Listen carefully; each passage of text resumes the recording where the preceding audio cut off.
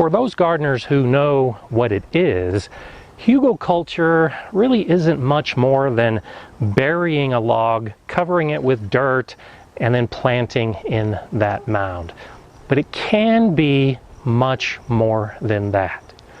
Along with the benefits, there are some problems. Join me to better understand hugelkultur.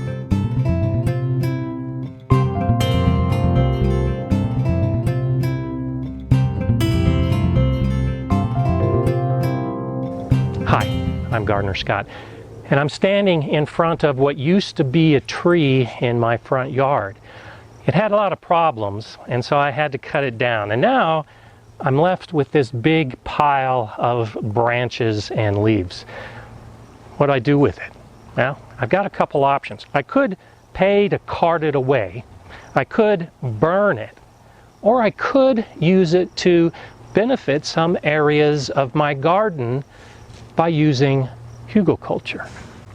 Hugelkultur has become relatively popular in some gardening circles, primarily permaculture, because Sepp Holzer, one of the founders of permaculture, began speaking about logs and branches and burying them into mounds in the early 21st century.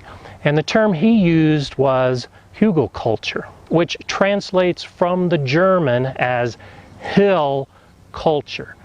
Now that specific word can really only be traced back to the 1960s, even though advocates say that this has been done for centuries. But as a gardening practice, it's really only a couple decades old. The concept is pretty basic. You take logs and branches and twigs and leaves that otherwise would just litter the ground, and you put them to use in your garden.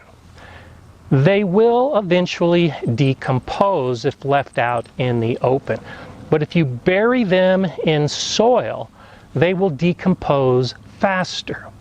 And by being in soil, that decomposition process will enrich the soil. It's an easy way to make your soil better and give your plants the opportunity to benefit from the nutrients that all of these logs and branches and twigs and leaves hold within them.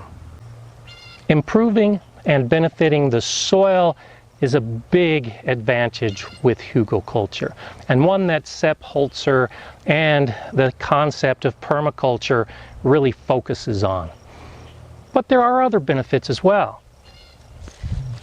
If you were to take this log and burn it, you would be releasing all the gases and the nutrients, particularly the carbon, into the atmosphere. If you bury this in the ground, you're holding all of that within the earth. That's carbon sequestration. One of the best benefits of compost, and why I compost in my bins, is that it retains a lot of moisture. When you mix compost into the soil, that soil can hold a lot more water. Well, as this log and this log decompose, they become huge sponges. They can hold a lot more water than the compost. And that's an advantage that's touted by many advocates of hugelkultur. In fact, some will say that a 6 foot tall, a 2-meter mound with logs doesn't need to be watered at all during the growing season. I'm not going to build hugelkultur mounds that tall, but I will be testing the concept of logs and stems being buried and whether they will hold more moisture. There's no peer-reviewed research on this. It's just anecdotal, but the many gardeners who are using hugelkultur say they use less water in their hugelkultur mounds. As all of this decomposes, the leaves will break down first because they're the smallest. Then will come the twigs, the larger branches, and the logs last. And this process will take many years. During that entire time, the nutrients are being released. So in some respects, This is almost like slow release fertilizer because the entire mound is producing nutrients over a long period of time. The breakdown is different than in a compost pile. Compost piles are primarily decomposed by bacteria. These logs and branches, they're decomposed primarily by fungi. It's a different process, but the soil becomes an amazing biosphere with the fungi and the bacteria working together to break all this down. And they become food for earthworms and all the other organisms that live in soil. I see that as one of the best benefits, is just creating a healthy environment within your garden by burying a bunch of logs. No-till gardening is becoming even more popular, and it's a process I recommend. Well, a hugelkultur mound is really the epitome of no-till gardening because you bury all this, and as it breaks down and as all those organisms do their magic, it shifts because these different pieces are breaking down at different rates. And so the pile is constantly changing. In effect, tilling it from within. And all those nutrients are mixed up by those microorganisms and the earthworms and the beetles, and the plants enjoy it without you having to do anything more than just building it in the first place. There are really 3 methods for making a hugelkultur mound. And there's a 4th way that I'll discuss to use hugelkultur in your garden that's really pretty easy, and the one that I actually use the most. The first method is the classic permaculture method, and that's to dig a pretty deep trench and fill it with pretty big logs. And as you add the soil on top of those logs, you're adding more logs and more soil and more logs and more soil until you have a mound that can be about 2 meters tall. That's the classic permaculture, hugelkultur mound. But that's a lot of work for most gardeners. Unless you have heavy machinery and you have a landscape with a lot of logs, that's out of the picture. The method that I'm using in this area right here is a shallow trench. And I'll fill it with smaller logs and branches. And then I'll mound it till it's about 1 meter tall. And I'll use this as a raised bed that I'll be growing plants in. Because it takes a long time for the logs to break down, and because bacteria is involved in the process along with the fungi, I'll be adding other nutrients to this decomposing mound, just like a compost pile. In a compost pile, you have the browns and the greens that work together to decompose. Well, it's the same thing in a hugelkultur mound. If you just use the logs, you're only using a carbon source. You're just using the browns. So to help it decompose and to make it more nutrient rich, I'll be adding nitrogen components, that green. I'll be putting chicken manure in, and grass, and the things that I would normally put in a compost pile, I'll mix in as I stack those logs and as I build this mound. Some advocates of hugelkultur say you can plant right away because the last layer is soil or compost, but the inside hasn't decomposed yet. So I'm doing this summer for use next year. I'm giving it most of a year to break down. So when I plant next year, there will already be some decomposed logs and the greens and the browns so that my plants can use them best. The third method is to not dig a trench at all. It's to place your branches and your logs directly on the surface of your garden space.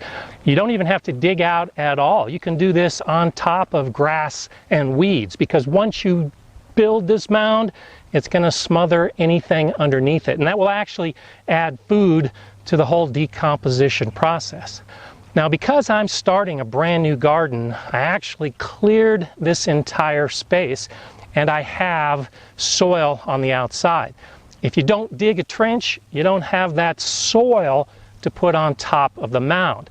I've got soil right there that I cleared off, and so I'll be able to put it on top of all of these branches and the ones that I'll be adding to it. You do need to think about that if you just put it on top of the ground. You've got to come up with a source for your soil. This is probably the easiest way to get rid of a lot of that slash, all of those prunings that you have in your garden if you've got a lot of trees. Just stick them on a spot where you want to build a mound, cover it with soil, and let it start decomposing. And this will happen pretty quickly, and is an easy way to improve the soil in this area. And in a few years, I can just break down this mound and spread it in this area where I'll be growing fruit trees, and it will benefit the entire space. Whether above ground or in a trench, you want to place all the ingredients parallel, all running in the same direction. This really makes it easier to try to fill the crevices between each of the individual pieces, because you really want to try to pack this in as much as possible. And the process is pretty simple. Just put the ingredients into your trench or on top of the ground. If it's a branch, just drag it into place and pop it in. Then you want to cover it with the soil, trying to fill as many of those crevices as possible.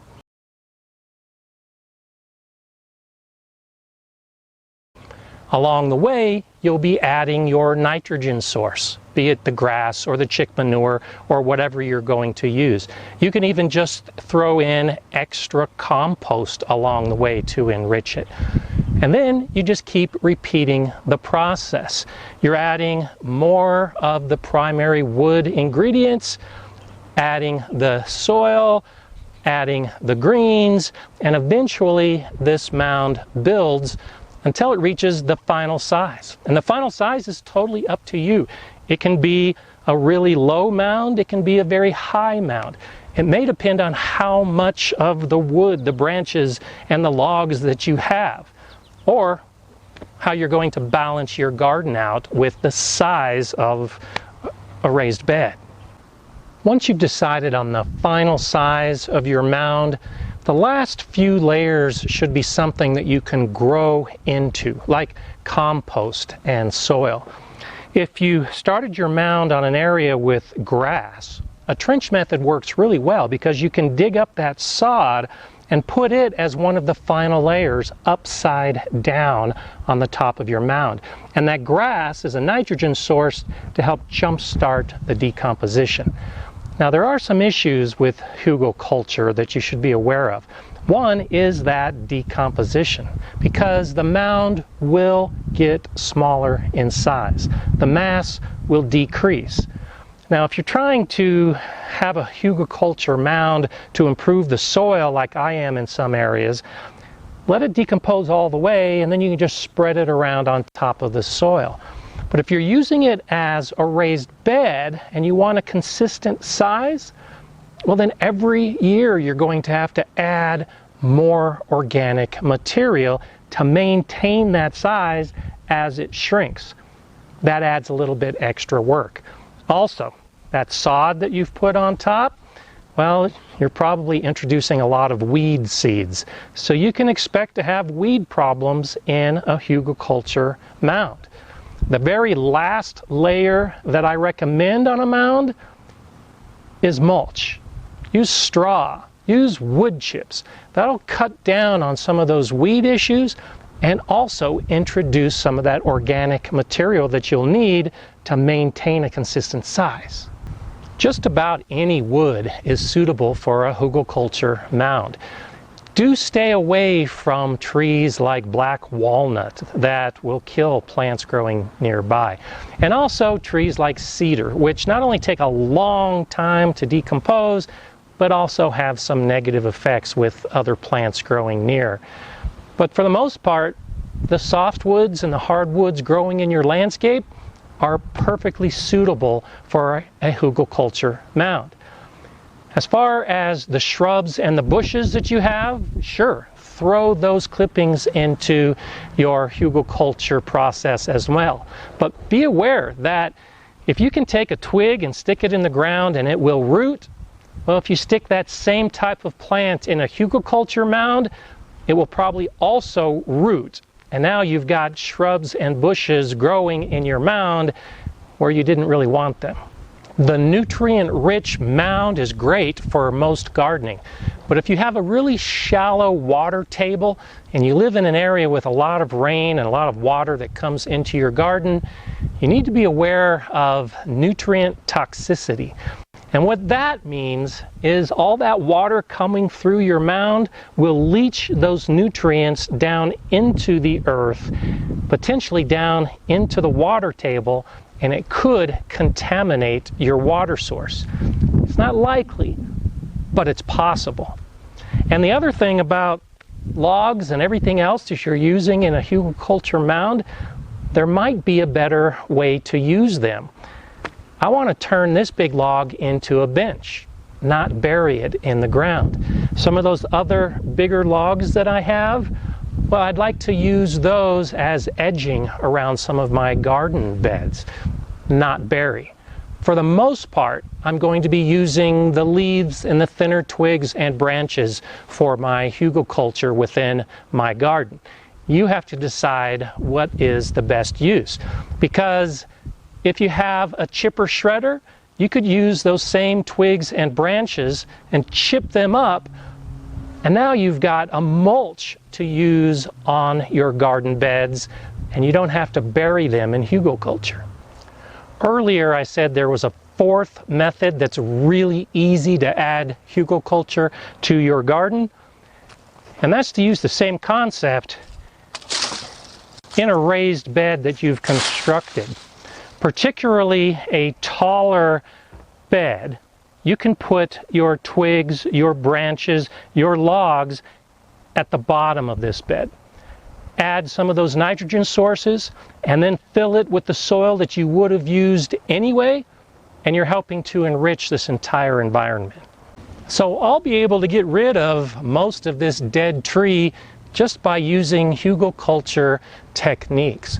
Particularly in the raised beds that I'll be growing my vegetables in, there are other benefits to hugelkultur. The decomposition process actually generates heat, which means all of the raised beds that has this wood decomposing will be warmer earlier in the spring and warmer later in the fall, extending my growing season on both sides. It's very low maintenance because it's giving all the nutrients that I might otherwise have to add. And particularly in the mounds, the high mounds, you're increasing the surface area that you have available with a relatively small footprint. So you can grow a lot more plants in a mound than you can in the ground. If you have any comments or questions about hugelkultur and how you can use it in your landscape, well then just let me know. If you want to see more of these videos, well then subscribe to the Gardener Scott channel if you haven't already done so. And be sure to click on the bell so you know when new videos are coming out. If you like this video, you can give me a thumbs up and you can share it. I'm Gardener Scott. Enjoy gardening.